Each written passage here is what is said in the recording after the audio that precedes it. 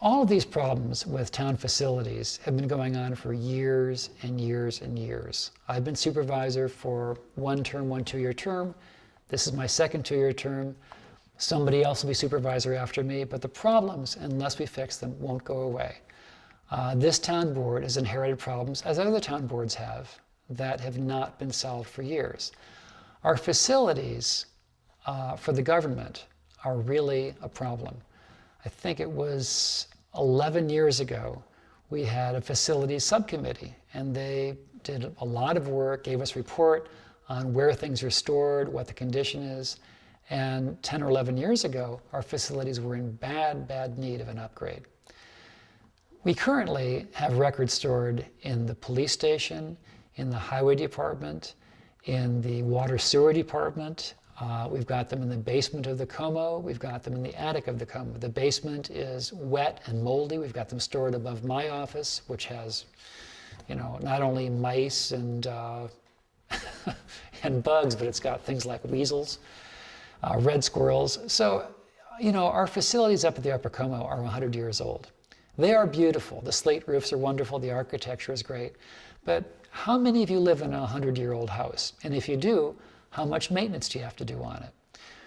The main house of the Comeau is a 5-bedroom residence. We're using it for town offices. We've got file cabinets, visitors, and when I say file cabinets, I mean packed with file cabinets, to the point of, we've got a lolly column holding up the ceiling of the great room. We've got new cracks appearing in the upper floor. I don't think it's a danger yet, but certainly not optimal.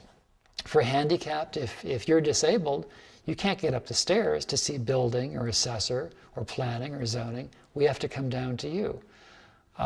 Again, it was never meant to be a municipal facility in design, just a nice 5-bedroom house. So we have to work with that. As government grows, our needs grow, and that's not something we have control over. Every year, we've got a slew of new records to store. Every year, we have new unfunded mandates that we have to staff for. We're trying to keep our staff as skeletal and minimal as possible because, we're all taxpayers. We don't want to pay more than we have to. But we do need to function as a government. So after all this time, it was really well past time to do something about our facilities. We function okay on the Upper Comeau with our offices.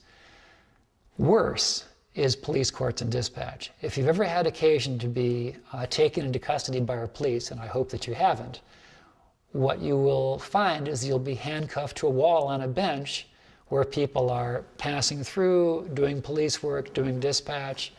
It's really not a great situation. And anybody that's taken into custody is usually not sitting here calmly. Often they're under the influence, they're kind of wild, maybe they're not too clean. It's a bad, unsafe situation for our police and for our dispatch and for our courts. Currently, there is no parking for town hall. There is no handicap parking, nor is there a possibility of handicap parking. The federal law requires 5 feet from the outlet of a vehicle. State law requires 8 feet. There's no way to put that anywhere in that small town hall property. It's not handicapped accessible. It's got a lot of problems. It's a brick structure built in 1937, I think. And when the town bought the Comeau property in 1979, the idea was to move all municipal functions up to that 77 acres. Highway, police, court, dispatch, all the town functions. We didn't have water sewer then, we're about to. So water sewer is where it is, highway is where it is, but the police, courts, and dispatch are shoehorned into a very small space with the main space of PAW, which we really don't want to interfere with so much. So there was a plan afoot a few years ago, and again, people have been trying to work on this as town boards, as governments for years. And the plan they came up with was to refurbish town hall for police, courts, and dispatch and PAW. The building is currently valued at about $1.4 million, and our assessor says the highest and best use is commercial retail. But if we don't go that way, if we were to fix it up for 21st century modernity and energy efficiency, it turns out that what we thought would cost us about $1.5 million is actually going to cost us $2 million. So when I got those bids in a couple months after I became supervisor, I worked with the low bidders, which is all you can work with by law. We managed to get it down to $1.8 million, but to get it down there, we abandoned any work on the second floor.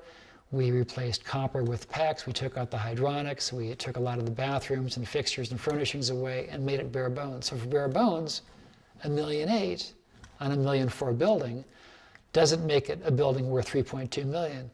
It makes it worth a building about maybe $1.6 million. Is that the best use of taxpayer funds?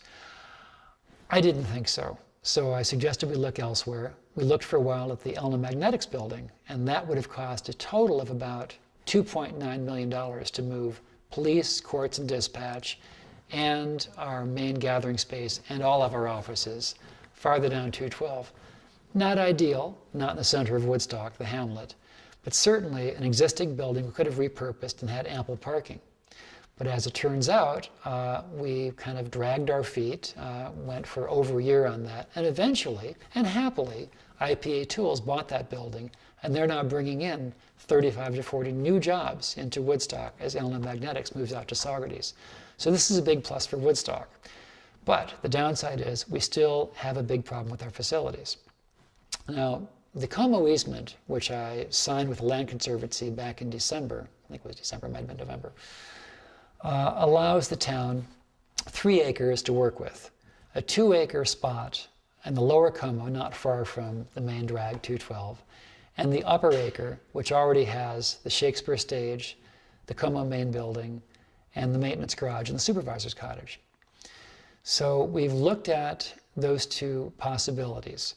The lower 2 acres is, as our engineer characterizes it, a difficult site. Part of it's in a floodplain, it's on a steep slope, there are drainage issues. And I have to say, if that would have been an attractive building site, it would have been built on sometime in the last 400 years. But it hasn't been. It's a very challenging site. And yet, that is the 2 acres we have to work with. So we've looked at a study, could we put police, courts, and dispatch there? That requires about 5,500 square foot, 5,500 square feet of space. Now, the maximum building that we can put on that site because of its configuration is 8,800 square feet. So the logic is, if we're going to build there, well, let's build as big as we can because we will always need more space for storage or something else. But an 8,800 square foot building would need a fairly large retaining wall. We'd have to stagger the parking because we don't want to interfere with the lower parking. A, it's in a floodplain as it is. B, it's used quite heavily on some weekends. So we'd have to put a lot above that to access. We'd have to have ramps as well as stairs for handicapped access. And we'd have to put an upper parking lot would be the south side of the building, up the hill, to service that building. Now, the plans aren't done. This is just a sketch. But we see that a structure like that will cost about $3.6 million, with really a lot of site work involved in preparing the site. Because it's over an acre of disturbance, it becomes a Type 1 action under SEQR, which is the State Environmental Quality Review Act. And it could take as many as 3 years just to get through that SEQR process because there's so much disturbance of that site. And at the end of the day, if the taxpayers went for that bonding, the $3.6 million, we would have police, courts, dispatch, and maybe over 3,000 square feet of additional space in a very large building that would be very imposing, not necessarily beautiful, and it would overshadow, well, not shadow because it's not in the sun, but it would overpower the Historical Society building that's there. So is it an ideal solution? No. It is a solution. Then, if we did spend that money, we could conceivably, if the town wants to, it's not my call, it's not the town board's call, it's a referendum, sell the town hall. Town hall, if we sell that for the assessor's flat value of $1.4 million, that could reduce the $3.6 million cost. But again, that would be something up to the townspeople to decide years from now.